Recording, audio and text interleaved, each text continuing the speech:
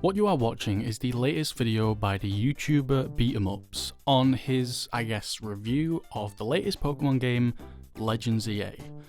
And just a disclaimer before I get into why I'm talking about this and Legends EA overall, is that this is just my opinion. This is not a personal attack on anyone. Honestly, I don't care about the topic that much enough to, hate anyone for their opinions, nor would I ever. Opinions are great things, and without them, we would just be robots.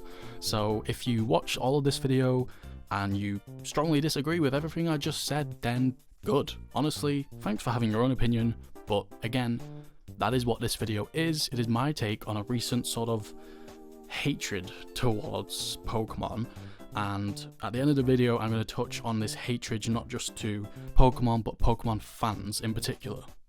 So in the video that I'm talking about, and many creators' videos on Legends EA, one of the things they focus on, and I guess in some cases the only thing they're focusing on when talking and reviewing the game, is the graphics of the game.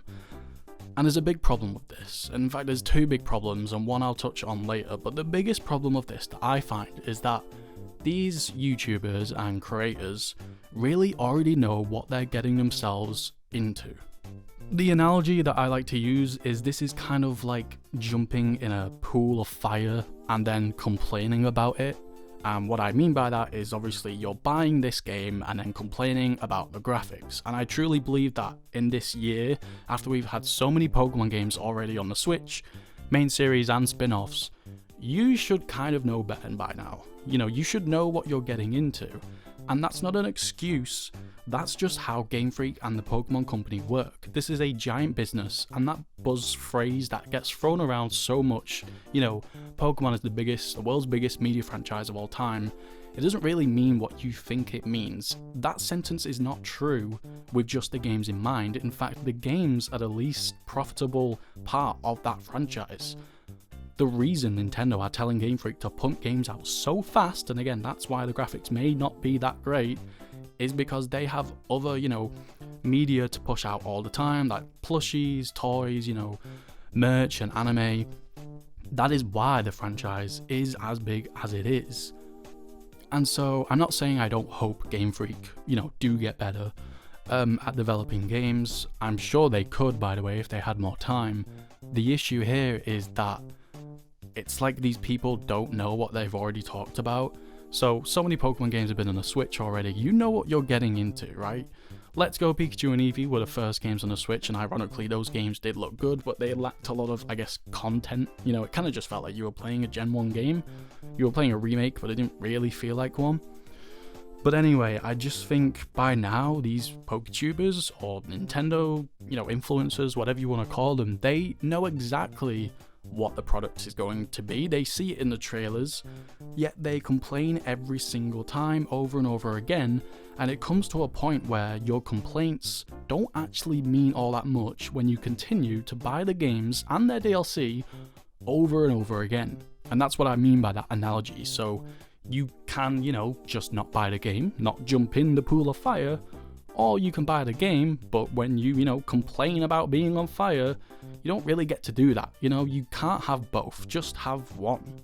And like I say, Game Freak aren't known for great graphics.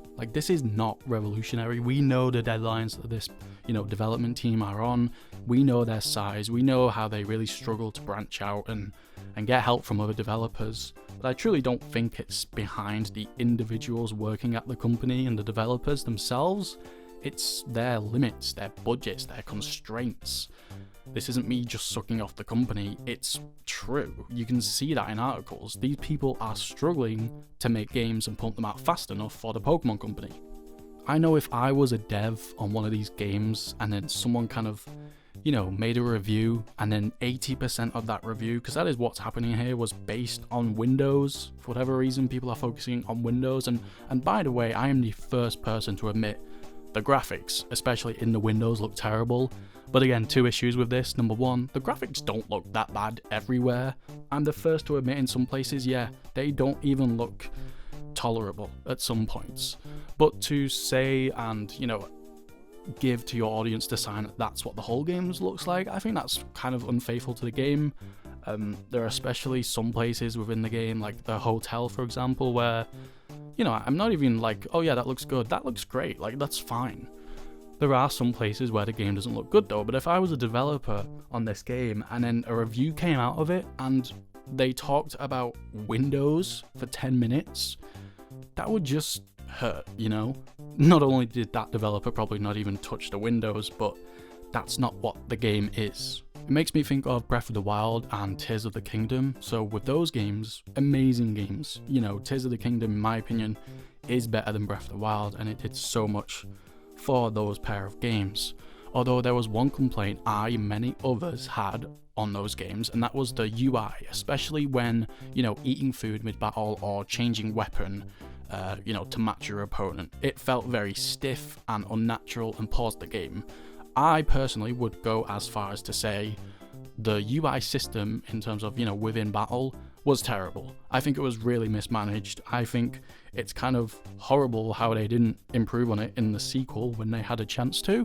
However, I love Breath of the Wild and I love Tears of the Kingdom because that is one aspect of the game.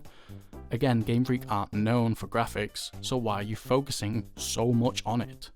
Do you play board games or party games because of graphics? No, because number one, you already know that's not what those games are for, and number two, it's just one aspect of many within the game. I do kind of understand why creators do this though. They obviously buy the game and they can, you know, write it off as a tax, and they obviously want to get some sort of, you know, negativity out there. Obviously everybody knows that negativity feeds multiple social media algorithms. It just works, you know. Why hate the player, hate the game? But I don't think that's entirely the problem. It's more that you're not really being true to your beliefs. And so at the end of all these reviews and talks about the game, it's always like 80% negative talking about graphics, and then the last like 2 minutes of all these videos are, oh yeah, but I really like the game loop. And it's like, well, the game loop is the game. The graphics are just a side thing. Okay, you know, you're entitled to complain about graphics, but when it's 80% of your review, I feel like you're just, you know, you have a job as a creator to sort of push your audience and make your audience really understand how you feel. But I feel like this is just bait at this point. It's just, oh, everyone else is complaining about the graphics. And that's my second point, which comes down to the angry mob on social media about this game. So obviously, social media, especially Twitter, is toxic as hell. Again, people literally get paid on Twitter to be negative. It's what drives engagement, and now Twitter is starting to pay for you to post. So of course people are going to be like that, but the problem and the place I draw the line is where people get mad at other people for either liking or playing Legends Arceus. Legends EA. I guess Legends Arceus as well, but especially now with this new game. This mob isn't just angry and negative, it becomes really toxic, and suddenly, if you like a certain game, you're a bad guy, or you're crazy, or you're schizo, or you don't deserve an opinion. Which is just obviously a step way too far. And I've even seen some reports of people literally getting death threats just because they want to catch, you know, a Charmander and raise it. They just want a bit of fun. And so if there's any messages from this video and any key takeouts, I think there's two. There's number one is just be honest with your reviews and really try and paint a full picture rather than just baiting people, you know. And second, just be nice. Like I said at the start of this video, your opinion matters, and if you think I'm wrong, again, good. I'm glad you think that way, but do not try and make other people feel horrible about themselves because their opinion isn't the same as yours. For some people, including me, graphics just isn't everything. And hey, when you look past the windows, some of the chairs look kind of nice.